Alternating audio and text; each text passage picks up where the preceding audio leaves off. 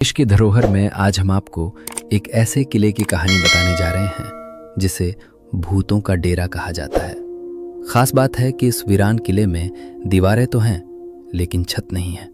अंधेरे के बाद कोई यहाँ नहीं रुकता है। कहते हैं कि राजस्थान के भानगढ़ किले में आत्माएं पर्यटकों से बात करने की कोशिश करती हैं, मगर अब यह जगह वीरान है। किले के परिसर में हवेलियों, मंदिरों और सुनसान बाजारों के अवशेष खंडहर के रूप में खड़े हैं। शाम को सूर्यास्त के बाद कोई भी व्यक्ति यहाँ नहीं जाता है। कहते हैं कि यहाँ अंधेरे में पैरानॉर्मल एक्टिविटीज होती हैं। इसके बावजूद पर्यटक इस खूबसूरत किले को देखने के लिए पहुंचते हैं। किले की सबसे अजीब चीज जिसे देखकर आप हैरान हो जाएंगे वो है कि यहाँ बने किसी भी घर की छत नहीं है। घर का पूरा स्ट्रक्चर बना है लेकिन किसी की भी छत नहीं है। स्थानीय लोग बताते हैं कि घरों में छत इसलिए नहीं है क्योंकि जब भी बनाओ वो गिर जाती है। यहाँ का बच्चा बच्चा जानता है कि इस पर बालूनाथ का शाप है। OTT प्लेटफॉर्म डिस्कवरी प्लस पर रिलीज हुए शो एकांत में इतिहासकार डॉक्टर रीमा आहूजा ने बात की। उन्होंने कहा कि भानगढ़ के बारे में इतनी कहानियां हैं, इतनी किंवदंतियां हैं कि इतिहास कहाँ शुरू होता है, कहाँ खत्म होता है, ये कहना आम लोगों के लिए मुश्किल है। यहाँ तक कि इतिहासकारों के लिए भी समस्या है। वो बताती हैं कि कुछ कहानियाँ बहुत पुरानी हैं, कुछ भूत प्रेतों की कहानियाँ आ जाती हैं, किसी राजा या राजकुमारी पर शाप हुआ किसी का। रीमा कहती हैं कि कई बार हम देखते हैं कि लोग इन चीज़ों के बारे में ज़्यादा जिज्ञासा रखते हैं। इस वजह से ऐसी कहानियाँ प्रचलन में हैं, मगर पूरा सच किसी को नहीं पता। संत बालूनाथ और महाराजा की कहानी।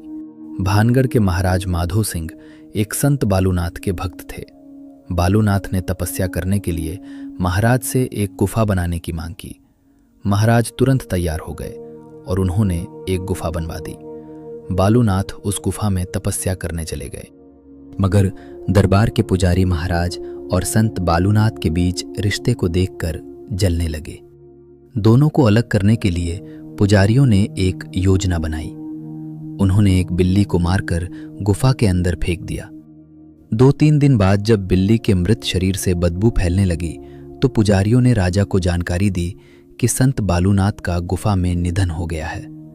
ये जानकारी मिलने के बाद महाराजा माधो सिंह बहुत दुखी हुए। वो गुफा तक गए लेकिन बदबू की वजह से अंदर नहीं घुसे। उन्होंने गुफा को बंद करने का आदेश दिया। उधर जब संत बालूनाथ की तपस्या पूरी हो गई तो उन्होंने देखा कि उनके बाहर निकलने का रास्ता बंद करा दिया गया है। इसके बाद क्रोधित होकर संत बालूनाथ ने श्राप दे दिया कि भानगढ़ पूरी तरह से तबाह हो जाए। इसके बाद क्या हुआ ये कोई नहीं जानता, लेकिन भानगढ़ पूरी तरह तबाह हो गया।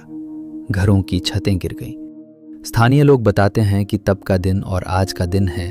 यहाँ के घरों में जब भी कोई छत बनाओ तो वो गिर जाती है। राजकुमारी रत्नावती और तांत्रिक की कहानी। अब आपको किले से जुड़ी एक और कहानी सुनाते हैं। ये कहानी है राजकुमारी रत्नावती की, जो यहाँ काफी प्रचलित है। कहते हैं कि रत्नावती इतनी सुंदर थी कि उसकी चर्चा पूरे राजपुताना में होती थी और हर राजकुमार उसकी सुंदरता पर मोहित था। इस समय वहां रहने वाला सिंधिया नाम का एक तांत्रिक भी राजकुमारी से शादी करना चाहता था।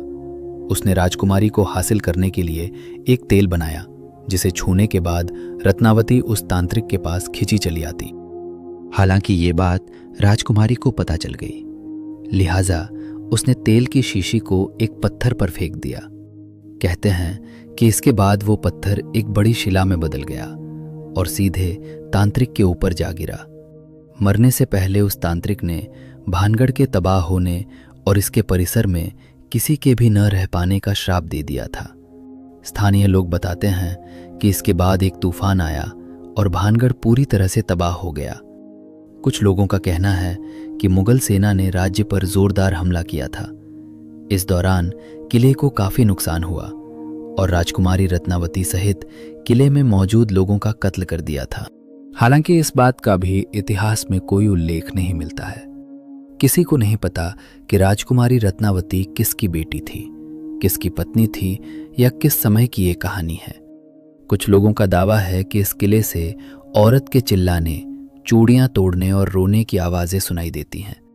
वहीं कुछ लोगों का कहना है कि किले की दीवारों पर कान लगाने से आत्माओं की आवाज़ें भी सुनाई देती हैं।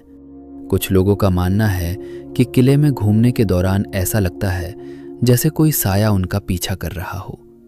बहरहाल, अलवर की पहाड़ी पर बने इस किले में घूमने आने वालों की कोई कमी नहीं है। अगर आप भी इस बात को महसूस करना चाहते हैं या आपको लगता है ये मनगढ़ंत बातें हैं, तो इसका पता लगाने के लिए आपको भानगढ़ आना होगा। सूर्यास्त के बाद आर्कियोलॉजिकल सर्वे ऑफ इंडिया ने यहाँ प्रवेश पर रोक लगा रखी है। स्थानीय लोगों का दावा है कि रात में अजीब आवाज़ें सुनाई देती हैं। कई लोगों ने वहाँ छाया और अजीब गतिविधियां देखने का दावा किया है। हालांकि वैज्ञानिक रूप से इन बातों का कोई पक्का प्रमाण नहीं मिला है।